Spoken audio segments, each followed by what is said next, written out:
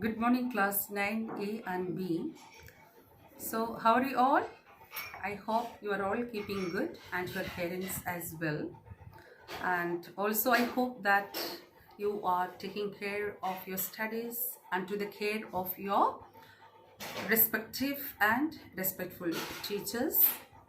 Okay, today, before I start the class, I'm standing here with this in the hand. What is this? Okay, definitely you will say it is an egg. It is an egg.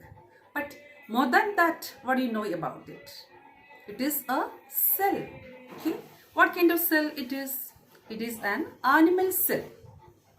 So, already have studied an animal cell has the outer covering cell membrane. But at the same time, you must know there are some cells like this and all, the eggs of egg-laying animals. There is an external protection, over the cell membrane. But my question now is, have you ever seen the cell membrane in this single cell? This is a single cell.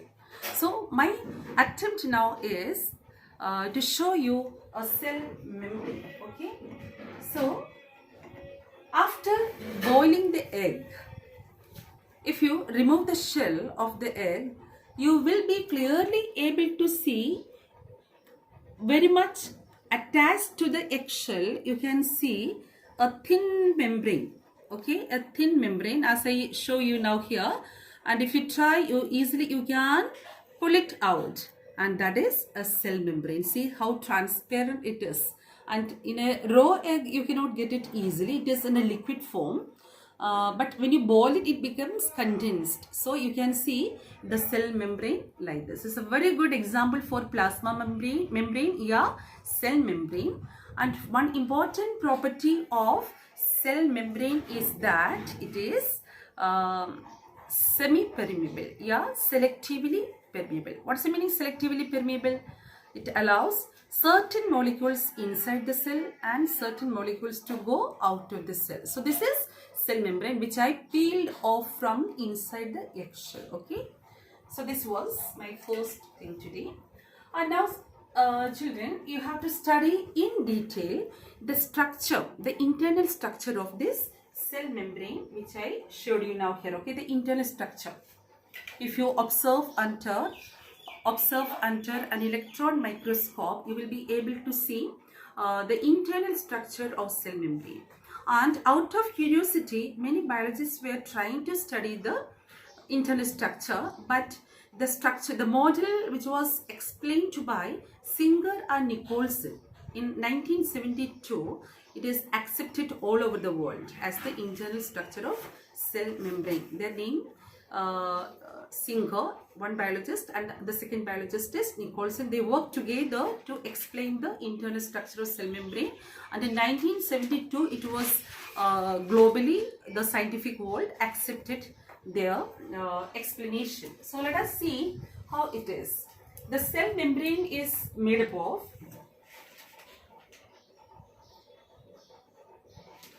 three layers. So you can say it is trilaminar. Okay, cell membrane is trilaminar. That means the outer layer as well as the inner layer are made up of phospholipids molecules. Okay, and the middle layer is made up of protein. So because of the combination of lipids and proteins in the middle, you can say as cell membrane is lipoproteinous. Okay, lipoproteinous. At the same time, it is trilaminar. Tri means three, laminar means layers. So it contains three layers. So it is trilaminar and it is lipoproteinous in nature. Even though there are some molecules of carbohydrates between the lipids, it is mainly known as lipoproteinous structure.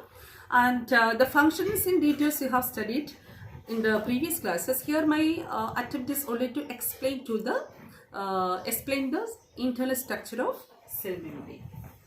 Okay.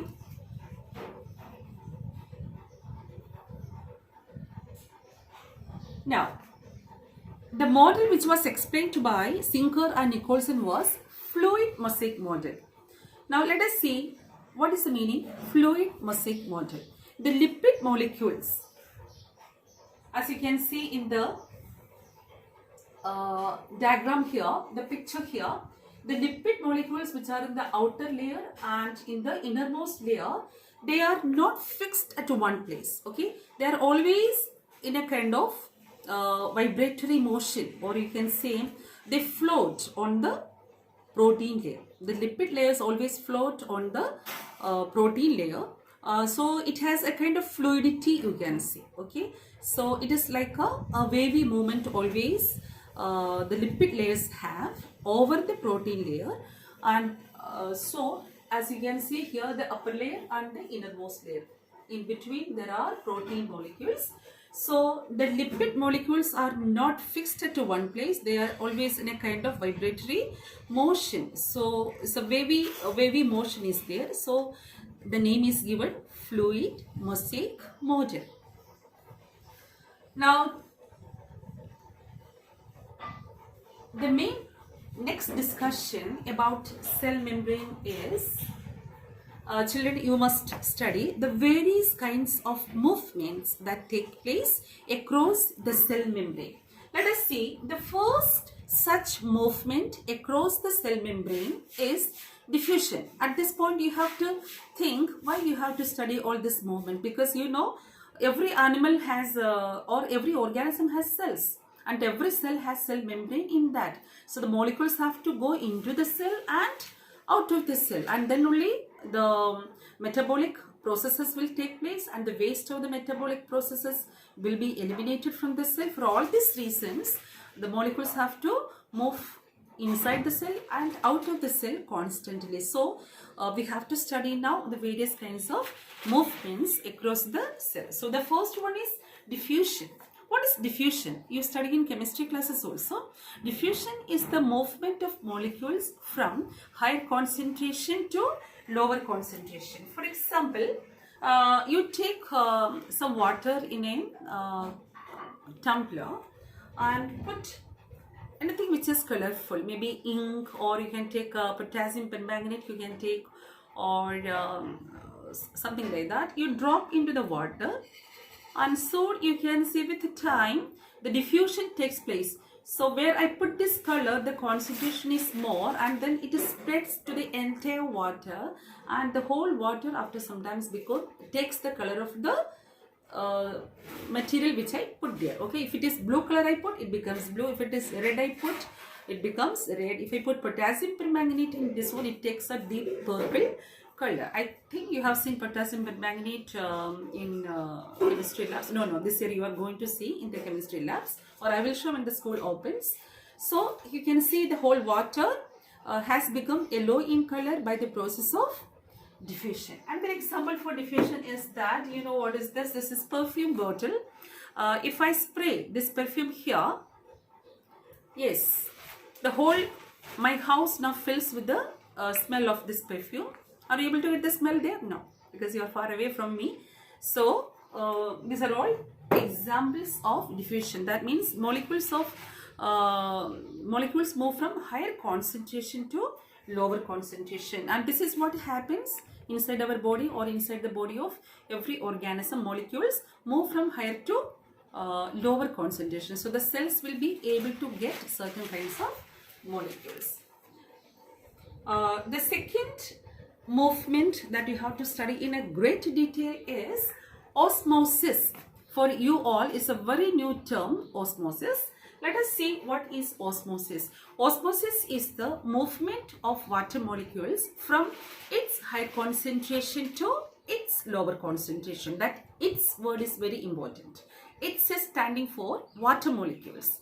So osmosis is the movement of water molecules from its higher concentration to its lower concentration. There is a wonderful demonstration to explain to you the process of osmosis. For that, take a thistle funnel. Okay, thistle funnel. Keep it in the inverted manner.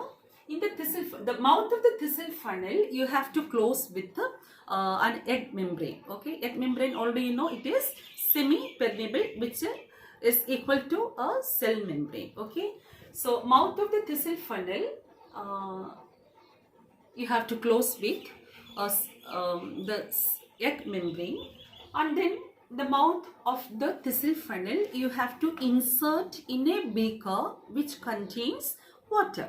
Okay, and in the thistle funnel what you have to take is sugar solution. Inside the thistle funnel you have to take a sugar solution and keep the setup on the table for 1 or 2 hours.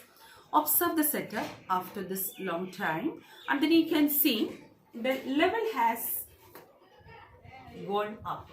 Okay, this was level 1, and after 1 or 2 hours the level of the sugar water goes up. Can you think what is the reason?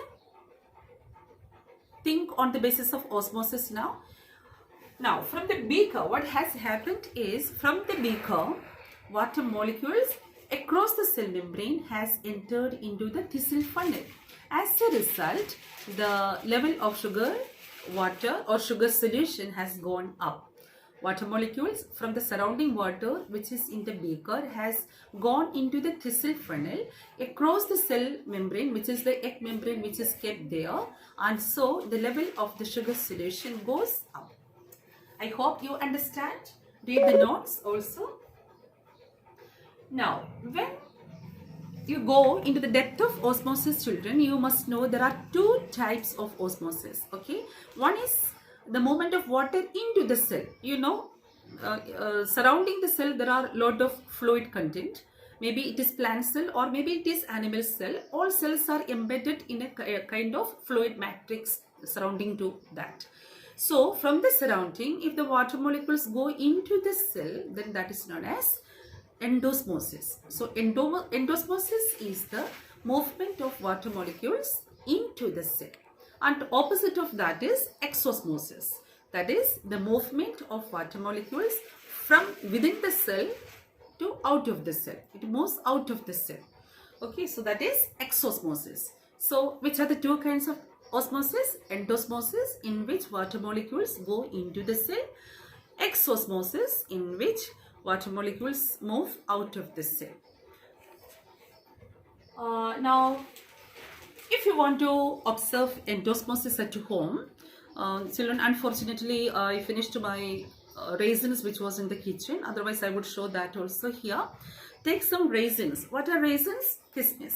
And take some water in a container, soak it for 3-4 hours. You soak that raisins, and when you observe you can see all the raisins are swollen up. No, what is the reason? The raisins were absorbing water from the surroundings, so they absorb water and so it has swollen up. They all swell up. Okay, and this process is known as endosmosis. There are many things that you can observe at home. The swelling. Okay. Now for exosmosis, what you have to do, this is the season of mangoes. Get 2 or 3 raw mangoes and put in concentrated salt solution. Concentrated salt solution. You take in a container and put that 2-3 mangoes, raw mangoes, into the salt solution.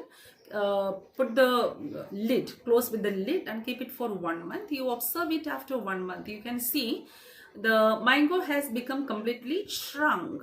That means shrinking has taken place. What is the reason? The mango has shrunk or shrinking has taken place. That's because from within the mango, within the cells of the mango, it lost water, because in the surrounding there was highly concentrated salt solution. So water molecules started moving from the mango to the surroundings. So the mango lost water. As a result, it started shrinking. And don't throw that mango after observation. You can make very tasty chutney with that. Okay, enjoy the chutney after 1 month. And okay, now in a plant cell, in any plant cell, when water loses by exosmosis, the protoplasm comes down away from the cell membrane. Understand what I say? When exosmosis takes place in a plant cell, the protoplasm which is present inside the cell, that the fluid matter, everything, that all comes away from the cell membrane. So that means cell shrinkage. Okay, cell is again shrinking because the cell is losing water, and when it happens in a plant cell, there is a special term for that, that is known as plasmolysis. Okay, plasmolysis. So you must be able to define osmosis, endosmosis, exosmosis, plasmolysis, all that. This osmosis has lot of practical applications in the daily life. You know that we all pour water to the plants. How do plants get that water? In the surrounding there is plenty of water. So the water molecules start moving from the higher concentration to the lower concentration, and there are a lot of other inner mechanisms in the absorption of water, but it is mainly by osmosis plants are able to take that water into the root xylem, the xylem which is present in the root. So osmosis is taking place there. And children, as I told you, see here, this is the structure of the chemical structure of plasma membrane. Okay, and I give you some assignment questions which you can see in the notes. At the bottom of the notes I have given you some assignments. Please do that, and if you don't understand a particular content from this one, you are most welcome to WhatsApp me with the questions, and please do it in the daytime, okay, not after 8 o'clock in the night. So wishing you all good wishes. Also stay home, stay safe.